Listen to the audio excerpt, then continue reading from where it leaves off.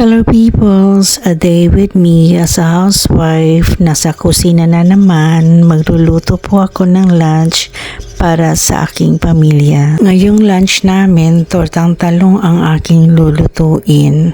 Kayo po ba, open po ba kayo sa suggestion ng iyong pamilya? For example, magsabi ang anak mo na mabawasan mo ang alat, mabawasan mo ang tamis, mga ganyan ba?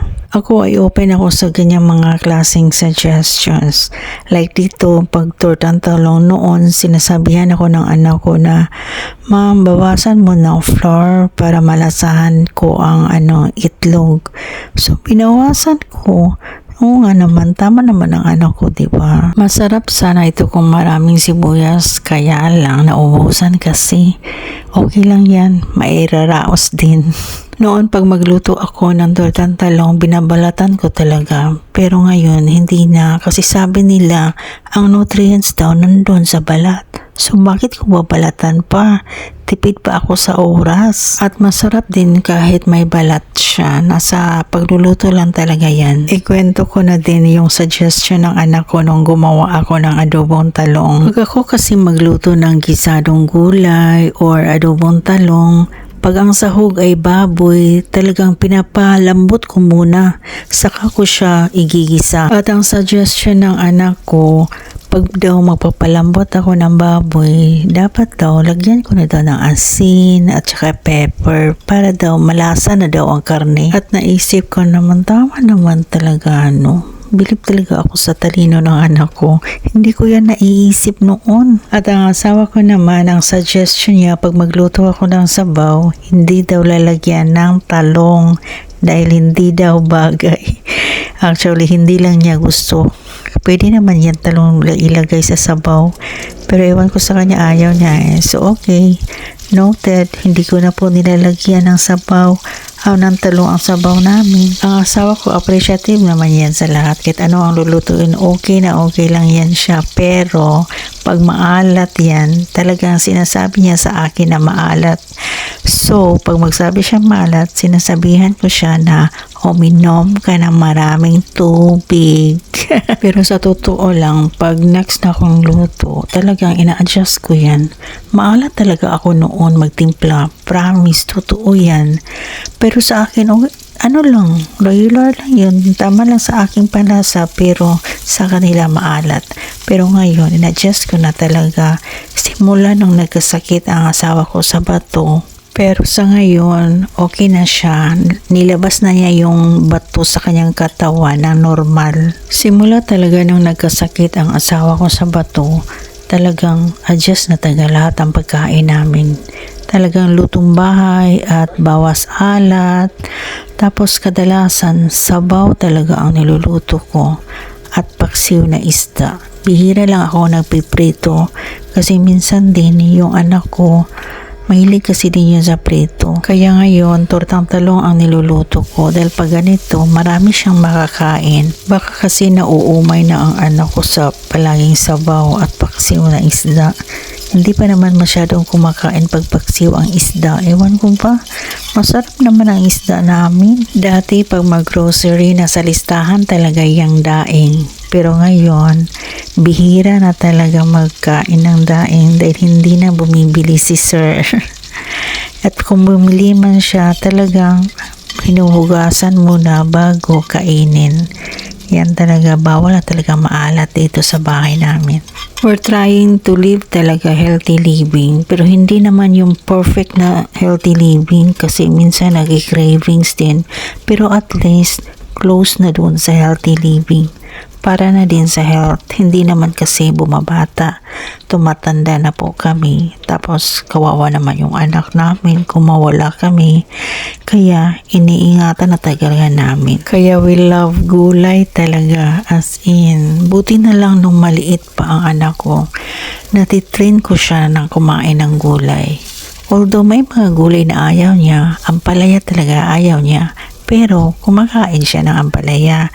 Pero yun nga lang, konti lang. Pero at least kumakain siya. Tapos yung ibang gulay, walang problema. Kumakain siya kahit ano ang ihain ko. Dahil na-train ko nga siya Noong bata pa kasi ang anak ko, bawat kain at hain ko ng gulay sa kanyang harapan, talagang in-explain ko sa kanya kung ano ang benefits ang makukuha niya dito. At saka, yung bata, yung anak ko, na ano na sa isip niya yan. Kaya hanggang ngayon, kumakain talaga siya ng gulay. Yan ang gawin yung mga nanay. Huwag kayong i-explain nyo, sabayan yung kumain para masanay siya. Yan lang talaga ang technique. Huwag nyo sanayin sa prito. Malaki talaga ang pasasalamat ko na hindi ako dumaan doon sa yung hindi kakain ang anak dahil ayaw sa ulam. Kaya tayong mga magulang, dapat hindi tayo tamad mag-prepare ng gulay para sa ating mga anak. Dahil para din naman sa ikakabuti din nila yan. Tapos, hindi sila magkakasakit palagi. Alam niyo, may nadaanan ako doon sa malapit sa mall. Sakit tingnan dahil yung anak niya, pinapakain niya ng rice, tapos ang ulam, soft drinks. Anyways, iba-iba naman style ang pagpalaki natin sa ating pamilya, no?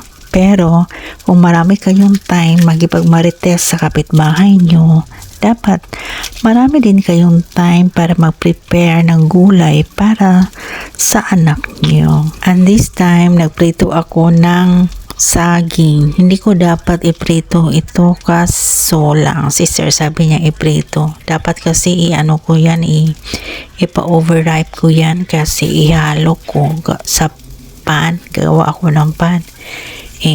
Wala na. Prinito ko na lang, sabi ni Sir Yung balat pala ng saging at shell ng itlog, hinaluan ko yan ng tubig para kinabukasan yung tubig idilig ko sa aming tanim, and then yung mga saging na balat at shell ng itlog, ilalagay ko sa compost. Meron akong compost na konti, doon ko nilalagay para pag may bagong tanim, may healthy lupa na ako magagamit. Alam niyo ba, hindi po talaga ako mahilig magluto noon. Noong kabataan ko, hindi ko tukay yan. Tukay yan ng ate ko. Ang sa akin, yung tanim at yung maglinis ng bahay, yan ang gusto ko. Kaya nga ako nung nag-asawa, talagang dandahan akong natuto sa ibang tao at saka sa kapanonood ng YouTube ng mga cooking show.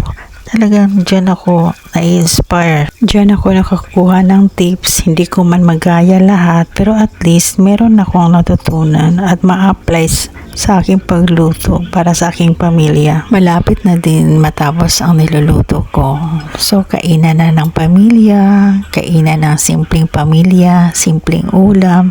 Ang importante, sama-sama. Salamat Lord sa pagkain at sa pamilyang binigay mo sa akin. Kahit hindi kami mayaman, pero puno kami ng pasasalamat sa aming buhay dahil kontento po kami. Iba kasi ang hatid ng kontento ka sa buhay dahil hindi kayo palagi nag-aaway ng asawa nyo. Promise, please observe nyo yan sa inyong pamilya. Kontento pero umuusad pa rin ba? Yung umuusad, yung nagsisikap kayo para sa pamilya nyo. Ganyan ba? Hindi yung kontento na hindi na kayo kumikilos. Dapat kumikilos pa din para sa pamilya, para sa mga anak nyo, at para sa kinabukasan na darating. Salamat sa panonood. Bye!